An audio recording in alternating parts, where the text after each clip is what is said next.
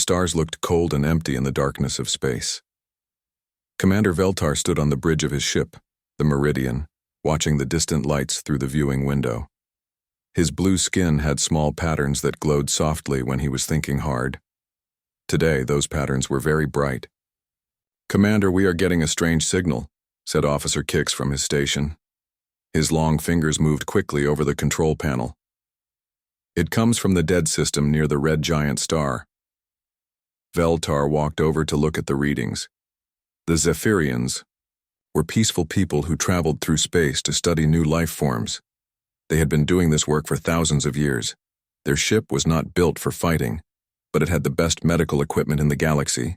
"What kind of signal?" Veltar asked. "It looks like a distress call, but the language is unknown. The signal is very weak and getting weaker." Dr. Nira looked up from her medical station. She was smaller than the other Zephyrians, but everyone respected her healing skills. "If someone is in trouble, we must help them. That is our way." Veltar nodded. The Zephyrians always helped others when they could. It was part of their nature. "Set course for the signal. Maximum speed." The Meridian moved through space like a silver fish swimming through dark water. It took them 6 hours to reach the source of the signal. What they found made them all stare in surprise. A small metal pod drifted near the dying red star. The pod was damaged and covered with burn marks. It looked like it had been in a terrible fight. Strange symbols were written on its side in a language none of them had seen before. "Life signs are very weak," reported Dr. Nira. "Whatever is inside is dying." "Bring it into the cargo bay," ordered Veltar. "Be very careful." The Zephyrians used their ship's arms to grab the pod and pull it inside. When they opened it, they found something they had never seen before. It was a creature that looked almost like them but different. It had no blue skin or glowing patterns. Its skin was pink and smooth.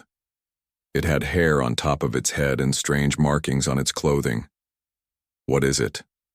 whispered Officer Kix. Dr. Nira was already scanning the creature with her medical tools. "It appears to be intelligent. 2 arms, 2 legs, 1 head, but it is very sick. Radiation poisoning, malnutrition, and severe injuries. We need to get it to the medical bay right away." They carried the unconscious creature to the medical center. Dr. Nira worked for hours, using all her skills and the best Zephyrian healing technology. The creature's heart was beating very slowly. Its breathing was weak. "Will it live?" asked Veltar. "I do not know," said Dr. Nira. "Its body is different from ours. I am learning as I work, but this creature is strong. It has survived things that would kill most beings. For 3 days, the creature stayed unconscious. Dr. Nira never left its side. She learned how its body worked and gave it the medicines it needed. Slowly, very slowly, it began to get better. On the 4th day, the creature opened its eyes. "Jake." Morrison looked around the strange room and saw blue faces staring at him. For a moment, he thought he was dreaming. Then the memories came back. The attack on his ship, his crew dying, floating alone in space for months.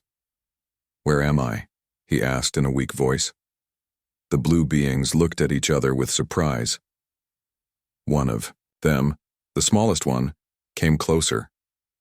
"You are safe," said Dr. Nira in his language. The Zephyrians were very good at learning new languages quickly. "We found you in space. You were dying." Jake tried to sit up, but his body was still very weak. "My ship, my crew. We found only you," said Dr. Nira gently. "I am sorry." Jake closed his eyes as the pain hit him. All his friends were dead. Captain Williams, Engineer Lopez, everyone. He was the only one left. "What are you?" he asked. "We are Zephyrians," said the tall one who seemed to be the leader. "I am Commander Veltar. This is Dr. Nira. She saved your life." Over the next few weeks, Jake got stronger. Dr. Nira's treatments were amazing. His broken bones healed perfectly. The radiation sickness went away. Even the scars from his injuries faded. Jake learned about the Zephyrians and their peaceful way of life. They told him about the galaxy and the many different species that lived in it. Most of them were peaceful, like the Zephyrians. They shared knowledge and helped each other. "We have never seen your species before," said Veltar one day as they sat in the ship's garden. The Zephyrians grew beautiful plants that glowed with soft light. "What do you call yourselves?" "Humans," said Jake. "We come from a planet called Earth. Tell us about your people," said Dr. Nira. Jake talked about humanity for hours. He told them about Earth's blue oceans and green forests. He talked about human cities and how people live together. He explained human emotions like love and friendship. But what interested the Zephyrians most was when Jake talked about human loyalty and courage. He told them stories of humans who risked their lives to save others. He talked about how humans never gave up, even when things looked hopeless.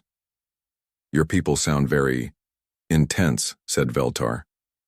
"We can be," said Jake. "Humans stick together. We protect our own. We never leave anyone behind." Dr. Nira found this fascinating. Most species in the galaxy think only of themselves when danger comes. They run away to save their own lives. "Not humans," said Jake. "When one human is in trouble, other humans come to help. It doesn't matter how dangerous it is." The Zephyrians looked at each other. This was a very strange concept to them. As the weeks passed, Jake became part of the crew. He helped with their research and learned about their advanced technology. The Zephyrians were amazed at how quickly he learned new things. "Humans are very adaptable," Dr. Nira observed. "You learn fast and change to fit new situations." Jake smiled. "We have to be. Life on Earth taught us that." Commander Veltar was beginning to understand that humans were very different from other species in the galaxy. They had qualities that others did not have, qualities that might be important someday. He did not know how right he was. In the distance, something dark and hungry was moving through space toward the peaceful worlds of the galaxy. Something that would change everything. 6 months had passed since Jake Morrison joined the crew of the Meridian. He had learned to speak the Zephyrian language perfectly and understood their technology. Dr. Nira said his recovery was complete, but Jake felt stronger than he had ever felt before. The Zephyrian medical treatments had improved his body in ways he did not fully understand. Jake was helping Officer Kix with navigation when the emergency signal came through. Commander Veltar's glowing patterns turned bright red, with alarm as he read the message. "What is it?" asked Jake. "A distress call from the Kepler colony," said Veltar. "They are under attack." Jake had learned about the Kepler colony during his time with the Zephyrians. It was a peaceful research station where different alien species worked together to study new technologies. Over 10,000 beings lived there. "Under attack by who?" Jake asked. "Unknown," said Officer Kix. "The signal just stopped. They changed course immediately and traveled to the Kepler system as fast as they could. What they found there made everyone on the ship feel sick with horror. The colony was gone. Not destroyed, but gone. Where a beautiful space station had floated, among the stars there was now only empty space. No wreckage, no debris, nothing at all. "How is this possible?" whispered Dr. Nira. Jake stared at the empty space where 10,000 people had lived just days before. He had seen destruction before, but never anything like this. What could make an entire space station disappear? They searched the area for any clues. Finally, they found a single escape pod floating far from where the colony had been. Inside was a survivor, a small furry being called a Quillen. Dr. Nira treated the survivor while Jake and Commander Veltar waited to hear what had happened. The Quillen's name was Pip, and when he was strong enough to talk, his story filled them with dread. "They came from the dark," Pip said, his voice shaking with fear. "Ships like nothing we had ever seen. Black and twisted, covered with spikes. They did not answer our calls or try to communicate." "What did they do?" asked Veltar gently. "They surrounded the colony with a strange energy field. Then the colony started to dissolve. The metal, the people, everything. It all got pulled into their ships. They ate it all." Jake felt cold. "Ate it?" "The beings inside the ships, they were not like us. They were parasites. They consumed everything they touched. matter, energy, even the life force of living beings. When they were done, there was nothing left. Within days, more reports came in. The Altarian mining station had vanished. The research facility at Vega was gone. The trading post at Centauri had disappeared without a trace. The galaxy was in panic. Commander Veltar took the Meridian to the nearest spaceport, where they found thousands of refugee ships. Aliens of all kinds were running from their homeworlds, carrying whatever they could save. Jake walked through the refugee camps and saw the fear in everyone's eyes.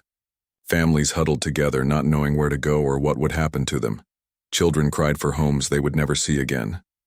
"This is wrong," Jake said to Dr. Nira. "We have to fight back." "Fight?" Dr. Nira looked confused. "How do you fight something like this? We are peaceful people. We do not know how to make war." Jake realized that this was the problem. The galactic species were all peaceful. They had evolved beyond violence and warfare thousands of years ago. When faced with an enemy that wanted to destroy them, they only knew how to run away. The Galactic Council called an emergency meeting. Representatives from hundreds of species gathered to discuss the crisis. Jake was allowed to attend as a guest of the Zephyrians. The council chamber was huge and beautiful, with floating platforms where each species could sit in their preferred environment. But today the beauty was overshadowed by fear. "We must evacuate all outer colonies," said Chancellor Vex of the Altarians. "Move everyone to the inner systems." "And when they reach the inner systems?" asked Elder Morn of the Crystalline Confederation. "Do we evacuate again?" "We need to study these creatures," suggested Dr. Owen of the Science Council. "Learn their weaknesses." Jake stood up from his platform. The chamber fell silent as hundreds of alien eyes turned to look at the strange human. "You cannot run forever," Jake said. "Eventually you will run out of places to hide. You need to fight." The chamber erupted in shocked whispers. Chancellor Vex spoke for many when he said, "Fight? We have evolved beyond such primitive behavior. Violence is not the answer." "Sometimes it is the only answer," Jake replied. "When someone wants to kill you, and everyone you care about, talking will not stop them. You have to be willing to defend yourselves." "Your species is known for its violent nature," said Elder Morn coldly. "Perhaps that is why you were quarantined in your small corner of the galaxy." Jake felt anger rising in his chest, but he controlled it. "Yes, humans can be violent, but we are violent to protect what we love. We fight so that peace can exist." The council rejected Jake's suggestions.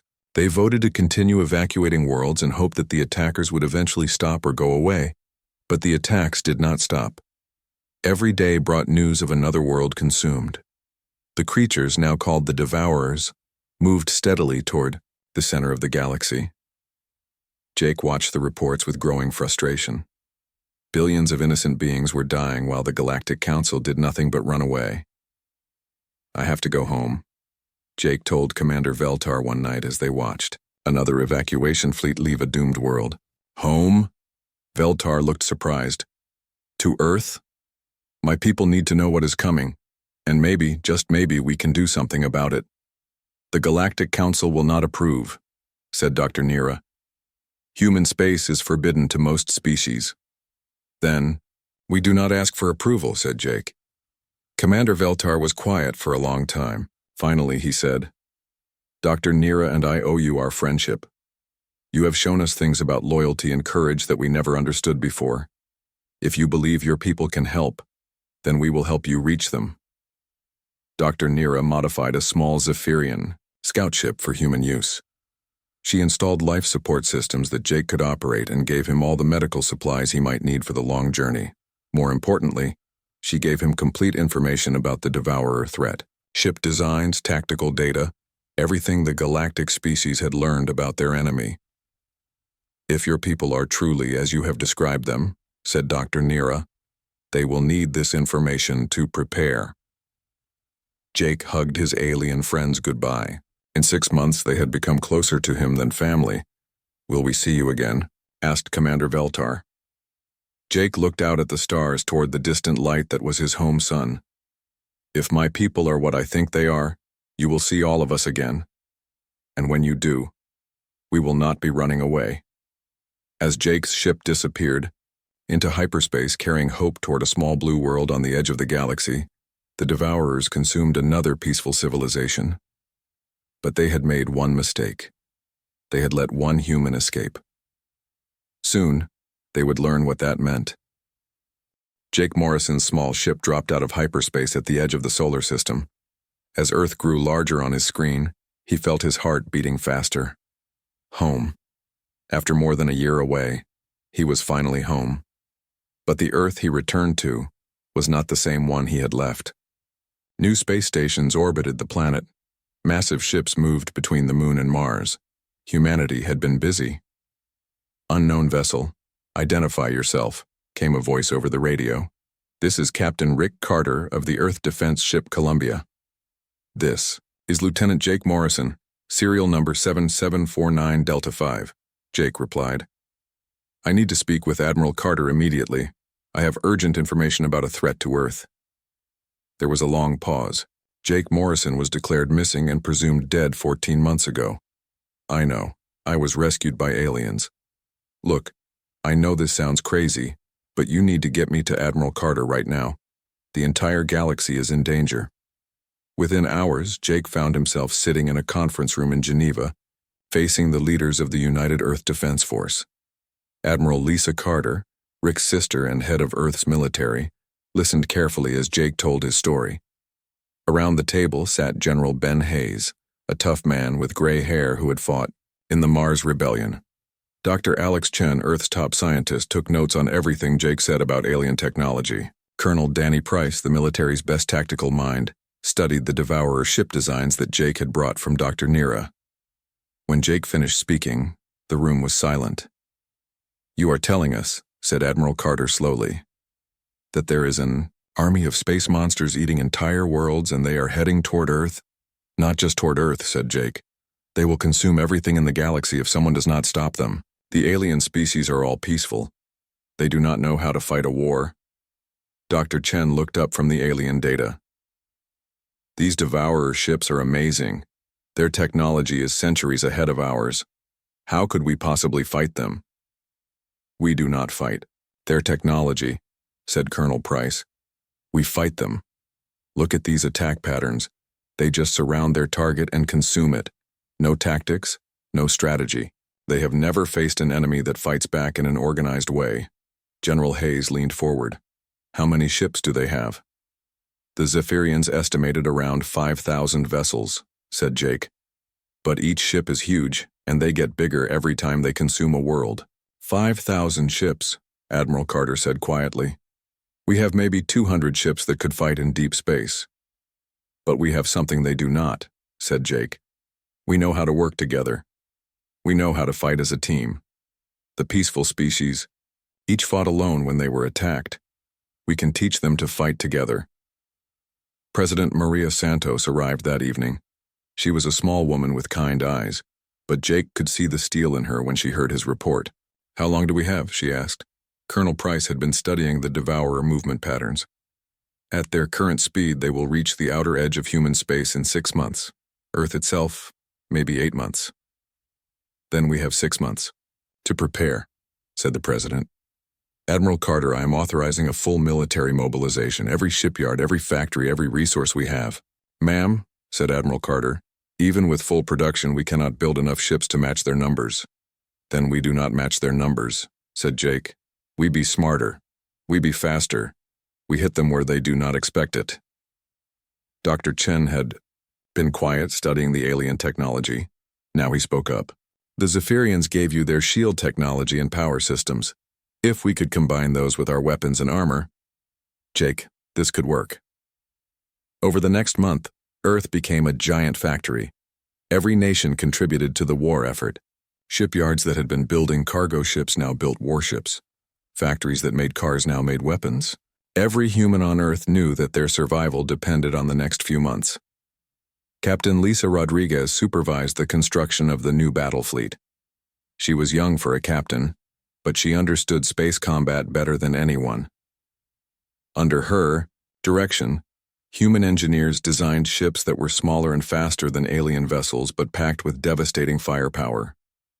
The new ships used Zephyrian power cores to generate massive amounts of energy. Human computers controlled advanced targeting systems. The combination was deadly.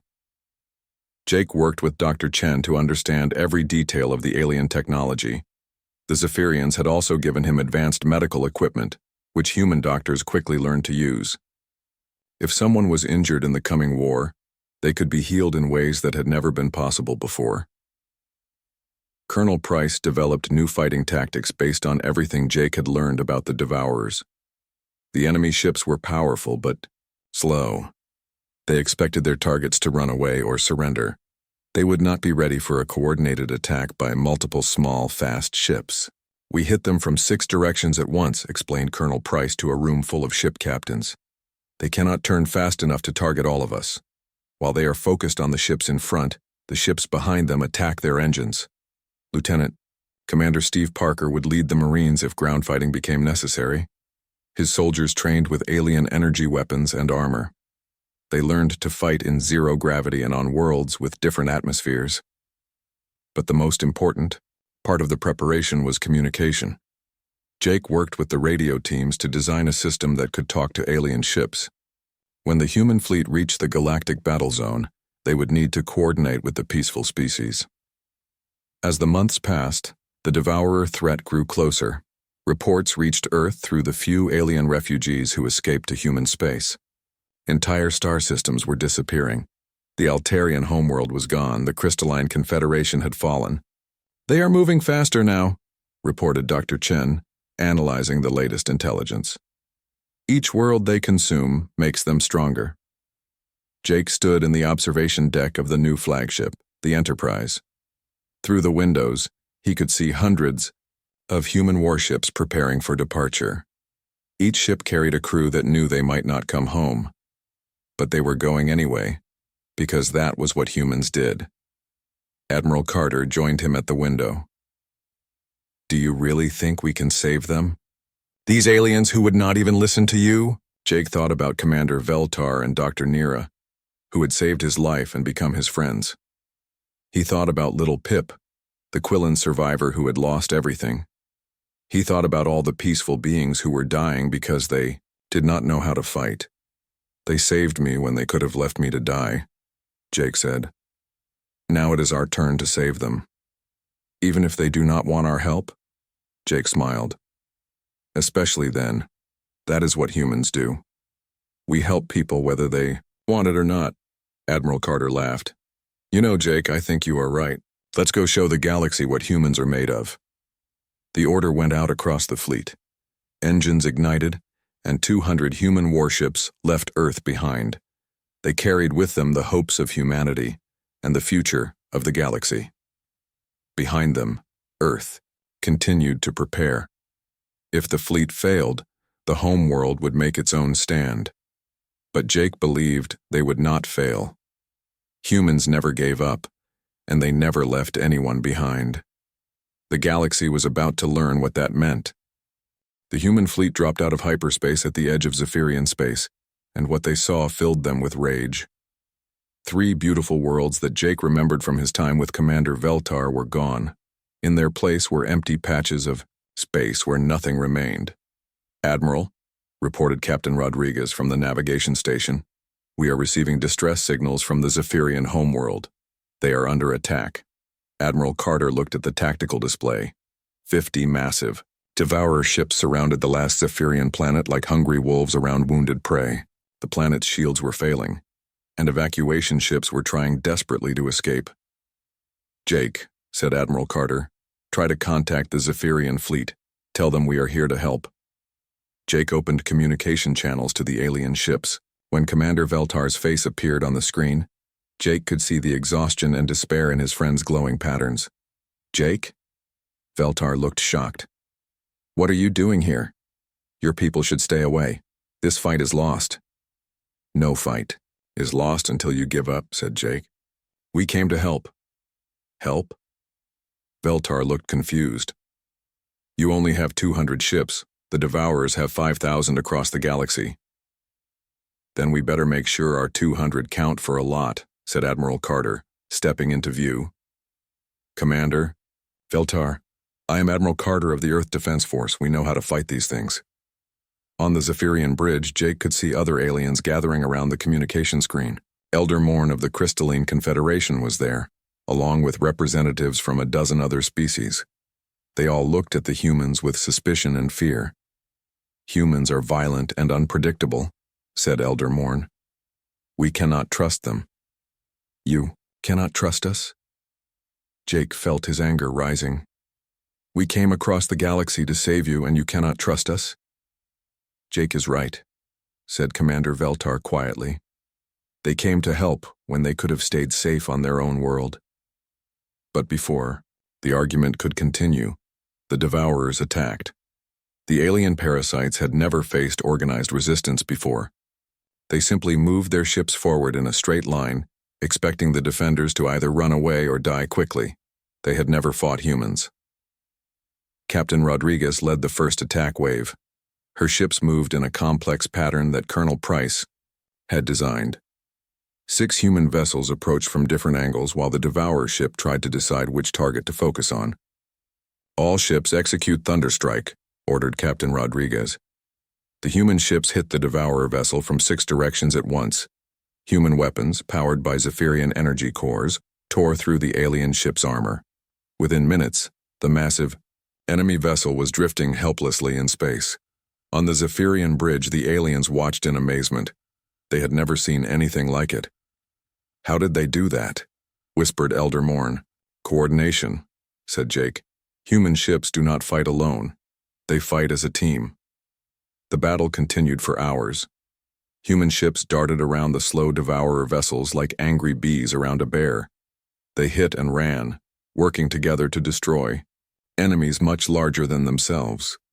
But the real surprise came when Lieutenant Commander Steve Parker led his Marines in an assault on a damaged Devourer ship.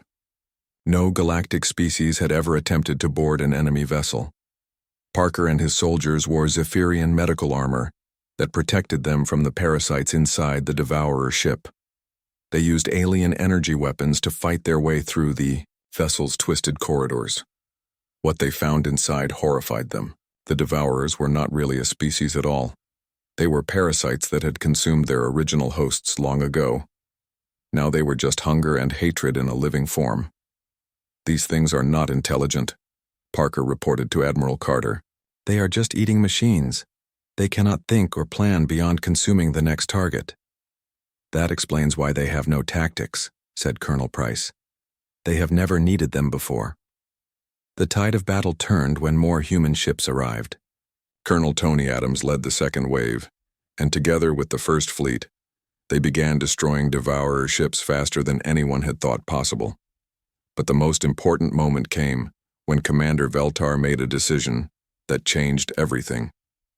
All Zephyrian ships, he broadcast to his fleet, follow the human attack patterns. Coordinate your fire with theirs. Veltar, what are you doing? Asked Elder Morn. I am learning, said Veltar. Jake was right. Sometimes you must fight to protect what you love. The Zephyrian ships began copying human tactics. They were clumsy at first, but their superior technology made up for their lack of experience. When Zephyrian precision combined with human strategy, the results were devastating. One by one, the Devourer ships around the Zephyrian homeworld were destroyed or disabled. For the first time since the war began, an attack had been stopped completely. As the last enemy ship exploded, the combined human and alien fleet floated in the debris field of their victory.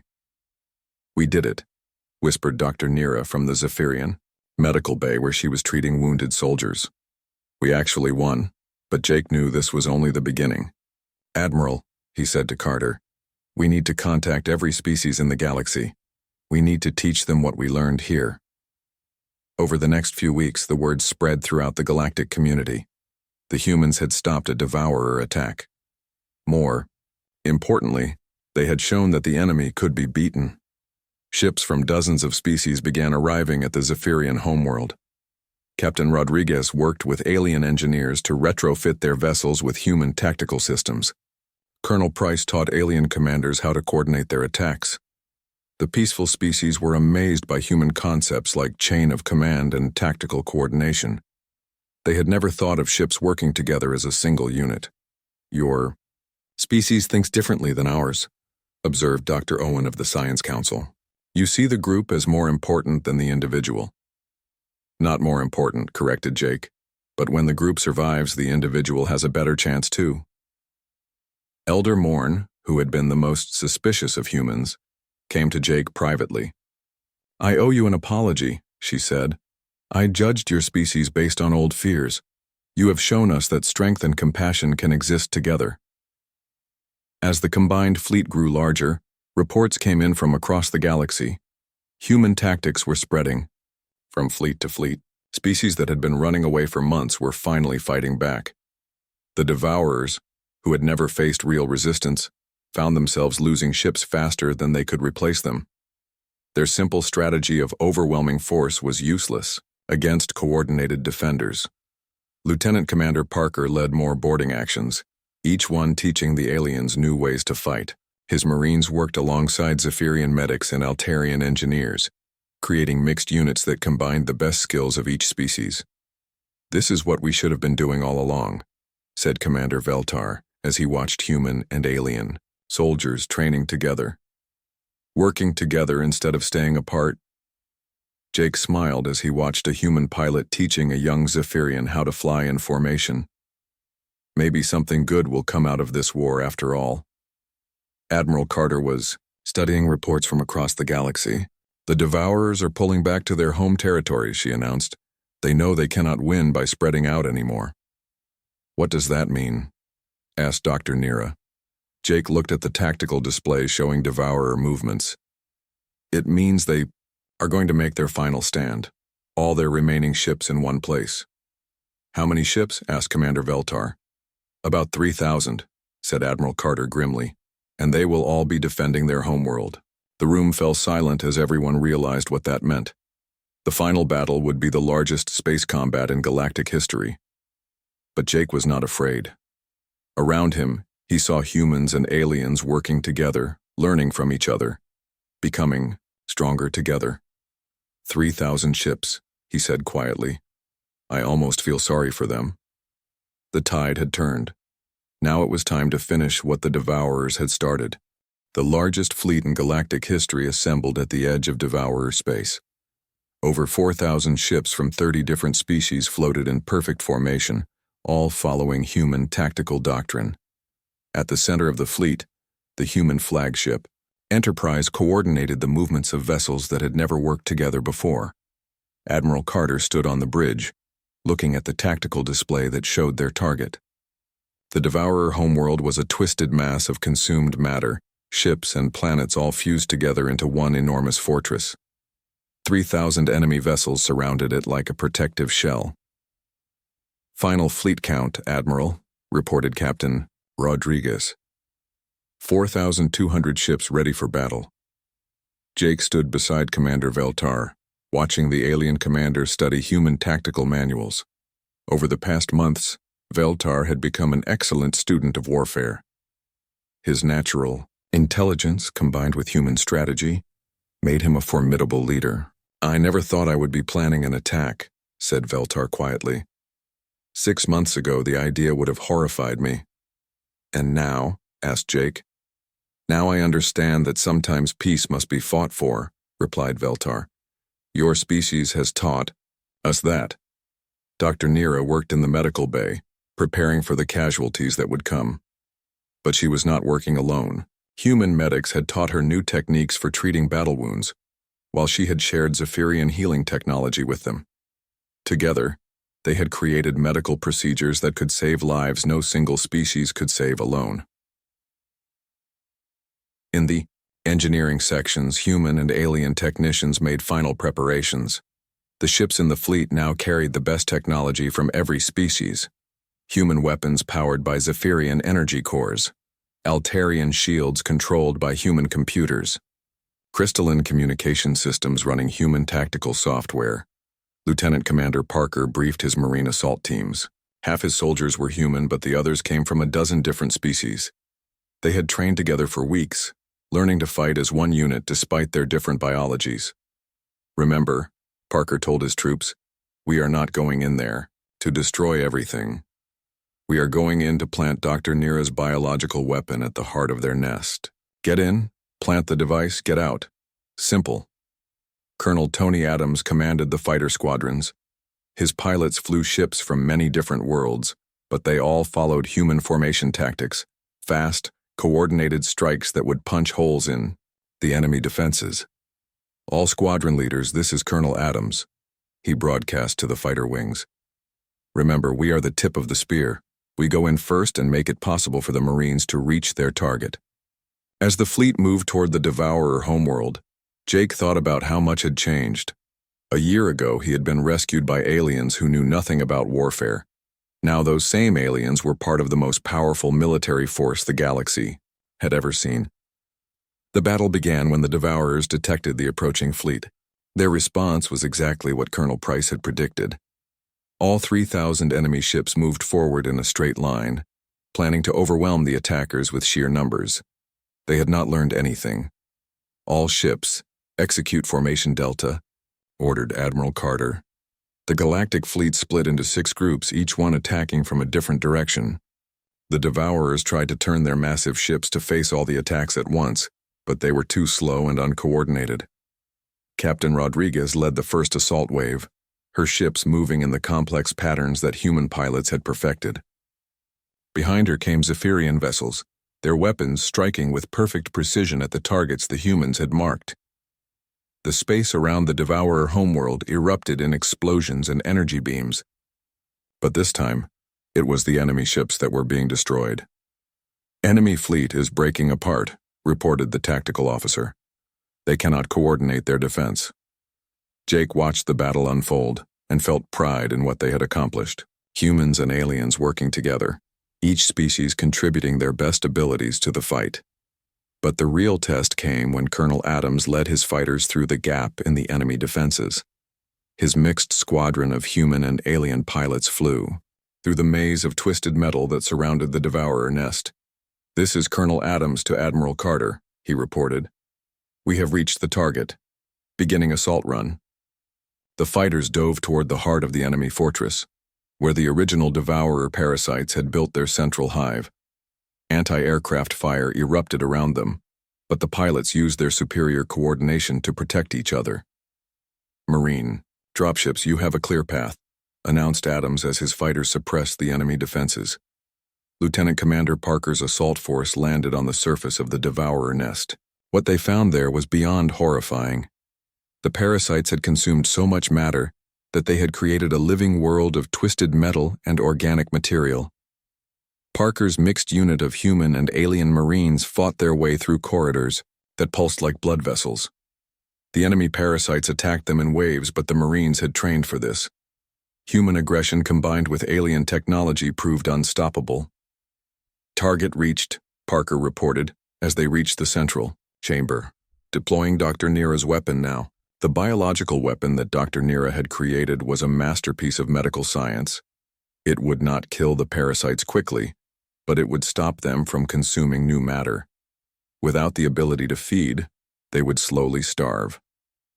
As the weapon spread through the Devourer nest, the enemy ships began to lose power. Their organic technology depended on the constant consumption of matter. When that stopped, their vessels started to shut down. "Enemy ships are going dark," reported Captain Rodriguez. "The weapon is working." But the battle was not over. The remaining Devourer ships, knowing they were doomed, launched a desperate final attack. They threw everything they had at the Galactic fleet. This was when the true power of unity showed itself. Ships from 30 different species moved as one organism, each vessel protecting the others. When Zephyrian shields failed, Altarian vessels moved to cover them. When human ships ran low on ammunition, alien vessels shared their weapons. "This is amazing," whispered Elder Morn as she watched the tactical display. "We are fighting as one people." Commander Veltar commanded the final assault on the Devourer command ship. His vessel, supported by human fighters and alien cruisers, punched through the enemy defenses and disabled the last major threat. As the final Devourer ship went dark, silence fell across the battlefield. For the first time in months, the galaxy was safe. Jake stood on the bridge of the Enterprise looking out at the combined fleet. Human ships floated next to Zephyrian vessels. Altarian cruisers protected crystalline science ships. Former enemies were now allies. "We did it," said Admiral Carter quietly. "We actually did it." But Jake knew that the real victory was not the destruction of the Devourers. The real victory was what he saw around him. Species that had lived apart for thousands of years were now working together. Over the following weeks, the combined fleet established the Galactic Defense Force. Admiral Carter was chosen as the first Supreme Commander, with representatives from every species serving as her advisors. Commander Veltar became the first alien officer to graduate from the Human Military Academy. Dr. Nira established medical colleges where human and alien students learned together. Commander Parker created the first integrated Marine units where soldiers from different worlds trained as brothers and sisters. The galaxy had learned that diversity was strength, that different perspectives made everyone stronger, that working together any problem could be solved. Jake returned to Earth as humanity's first galactic ambassador. He helped establish schools where human children learned alongside young aliens. He watched as former enemies became friends. Years later, Jake stood in the same observation deck where he had watched the human fleet leave Earth. But now the view was different. Human ships shared the space around Earth with vessels from across the galaxy. Commander Veltar and Dr. Nira came to visit him, as they did every year on the anniversary of their first meeting. "Do you ever regret it?" asked Dr. Nira. "Your people could have stayed safe on Earth." Jake smiled as he watched human and alien children playing together in the station's recreation area. "We were never meant to be safe. We were meant to be part of something bigger." "The galaxy is a better place because of what your people did," said Veltar. "No," said Jake. "The galaxy is a better place because of what we all did together." Outside the window, patrol ships moved through space. Some were human, some were alien, but all of them carried mixed crews. They were the guardians of the new galaxy, making sure that never again would any species face extinction alone. The Devourers had wanted to consume everything. Instead, they had created unity. They had forced the galaxy to become one people, one family. And at the heart of that family were the bonds of friendship between beings who had once been strangers. A human who had been saved by aliens, and who had returned with his entire species to save them all. In the end, everyone had saved everyone else, and the galaxy was stronger for it.